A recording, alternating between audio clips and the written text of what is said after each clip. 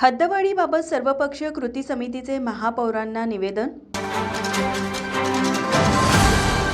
कोल्हापूर शहराच्या हद्दवाढी व अतिक्रमणाबाबत कोल्हापूर शहर सर्वपक्षीय हद्दवाढ कृती समितीची बैठक महापौर रूपाराणी निकम यांच्या उपस्थितीत पार पडली।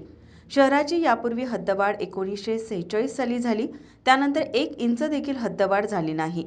आज जवळपास 10 लाखापेक्षा जास्त नागरिकांचा शहरात वावर आहे। एकंदर विचार करता विकासासाठी 1 इंच देखील जागा आता उपलब्ध नाही। राज्यकर्ते आणि शासन यांच्या अनस्थेमुळे तसेच करवीर दक्षिण व कोल्हापूर दक्षिण यांच्यामुळे कोल्हापूर शहराची हद्दवाढ रोखली गेली। एका बाजूला हद्दवाढीचं गाजर दाखवायचं आणि दुसऱ्या बाजूला 42 गावासाठी असलेल्या प्राधिकरणाला सक्षम करण्यासाठी शासन स्तरावर हालचाली सुरू ठेवायच्या।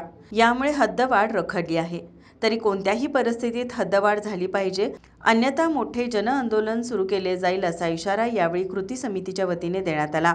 यावेळी कोल्हापूर शहर सर्वपक्षीय हद्दवाढ कृती समितीच्या वतीने महापौर रूपाराणी निकम यांना निवेदन देण्यात आलं। दरम्यान बैठकीत हद्दवाढ कृती समितीच्या पदाधिकाऱ्यांनी आपली मते व्यक्त केली। या बैठकीस कृती समितीचे संजय शेटे, बाबा पार्टे, बाबा इंदुलकर, महेश यादव, अनिल कदम, दिलीप देसाई, सुशील भांदिगरे, फिरोज खान, राजू यादव, प्रमोद दाभाडे, संदीप घाटगे आदी उपस्थित होते। माझा महाराष्ट्र न्यूज कोल्हापूर। नोकरी असो वा लग्न, चष्म्याची अडचण आता होऊ देऊ नका। नंदादीप नेत्रालयात या आणि तुमच्या चष्म्यापासून मिळवा कायमची मुक्ती, कारण आता चष्मा घालवण्याची लासिक शस्त्रक्रिया फक्त 32,999 रुपयात। शिवाय 5,000 रुपयांपर्यंतचे लासिक स्क्रीनिंग अगदी मोफत। ऑफर मर्यादित कालावधीसाठी। तर वाट कसली बघताय, आजच कॉल करा 92-2000-1000। नंदादीप नेत्रालय, न्यू शाहूपुरी, कोल्हापूर। दृष्टी म्हणजे नंदादीप।